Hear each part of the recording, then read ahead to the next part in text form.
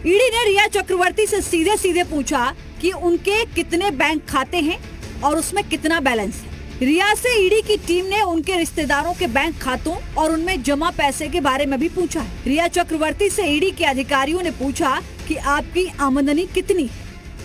रिया से पूछा गया कि कम कमाई में इतनी प्रॉपर्टी कैसे खरीद ली, तो उन्होंने कहा कि कई फिल्में कर चुकी।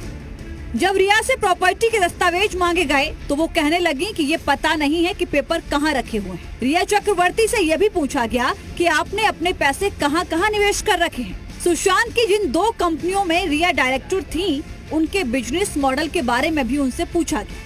ईडी के अफसरों ने रिया से पूछा कि सुशांत की कंपनी में आपकी क्या भूमिका थी। ईडी की टीम ने रिया से यह भी पूछा कि सुशांत की कंपनी में उनके भाई का क्या रोल था। ईडी ने पूछा कि सुशांत की कंपनी को लेकर अहम फैसला आखिर कौन लेता था। ईडी ने रिया से यह भी सवाल पूछा कि कंपनी फॉर्म होने के कुछ महीने बाद उन्होंने जिन सवालों के जवाब तलाशने की कोशिश की वो है, सुशांत की 2 कंपनियों में आपकी भूमिका क्या थी, आप किस हैसियत से सुशांत की कंपनी से जुड़े थे, कंपनी के पैसों के लेन देन में आपका कितना दखल था, सुशांत की मौत के पहले आपकी बहन ने कंपनी क्यों छोड़ी, सुशांत की कंपनी से जुड़े खाते कौन संभालता था, सुशांत की कंपनी के आईपी एड्रेस को 17 बार क्यों बदला गया, सुशांत की मौत के बाद कंपनी का आईपी एड्रेस किसने बदला, कहा जा रहा है कि बार बार पवन के पास करोड़ों कैसे आए, जितनी कमाई नहीं थी उससे ज्यादा खर्च कैसे किया, पैसों की हेराफेरी के साथ साथ साइबर फ्रॉड भी किया।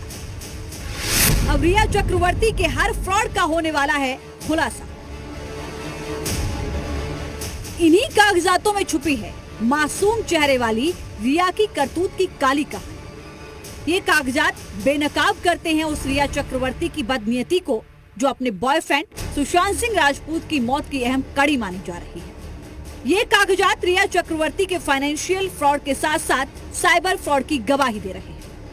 ये तो सबको पता है कि सुशांत सिंह राजपूत ने जो 2 कंपनियां बनाई थी, उसमें रिया खुद तो डायरेक्टर थी, अपने भाई शोभिक चक्रवर्ती को भी डायरेक्टर बना रखा था। साथ ही इन कंपनियों का पता अपने पिता के फ्लैट का दिया हुआ था। अब एक बड़ा खुलासा ये हुआ है कि सुशांत की मालिकाना हक वाली कंपनी के आईपी एड्रेस और डोमेन में बार बार बदलाव हो रहा था, वो भी सुशांत की मौत के बाद। जाहिर सी बात है कि साइबर फ्रॉड का ये कारनामा रिया एंड कंपनी की ही करतूत है। जो खुलासा हुआ है उसके मुताबिक सुशांत की कंपनी की वेबसाइट का आईपी एड्रेस 17